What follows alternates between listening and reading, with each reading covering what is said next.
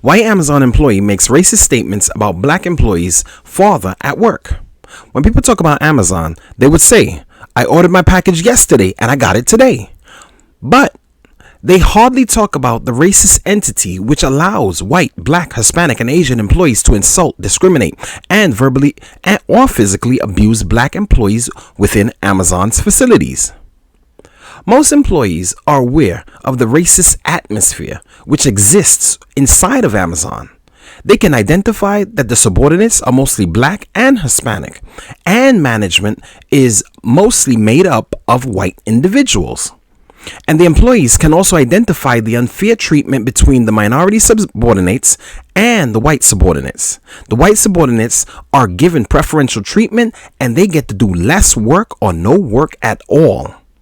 At Amazon's JFK 8 facility in Staten Island, New York, Amazon had a white racist employee by the name of Edward Andron, who went around Amazon and making all kinds of racist statements towards black employees. One day, when Richard Thomas, a black employee, went to work, he had a picture of his father on his shirt, and Edward Andron asked Thomas, "Is that Zulu man or Kunta Kinte?" Thomas told Edward, "This is the picture of the man who built America." Edward then stated, "That doesn't look like Christopher Columbus." This is what the American government created, a bunch of racist and uneducated individuals. Because if Edward Andron had a real education, he would have known that Christopher Columbus never came to America. America, which is the United States of America, is actually a place where Christopher Columbus never came to. The American government sends all children, black, white, Hispanic, and Asian, to these psychological manipulation camps, which are classified as schools. And the mostly uneducated white teachers try to fool these children with these white comic book stories by telling them Christopher Columbus discovered America, when Christopher Columbus never even stepped foot on this land.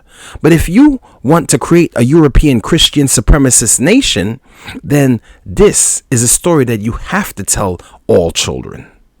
Around 1950, Thomas's father came to the United States of America from the Caribbean island of Trinidad, and this was through a work program that the American government had, which brought black men in the Caribbean to the United States of America, and was given documentation to legally work in America. The program involved farm work, and Thomas's father worked the farmlands in Florida, Wisconsin, Georgia, Illinois, and other states across America. But when he went to the southern states, he was told, when you go into town, you better keep your head down, because if they catch you looking at a white woman, then they are going to lynch you. Therefore, Thomas's father, who was a boxer and a wrestler, had the capability of defeating the majority of white men in America.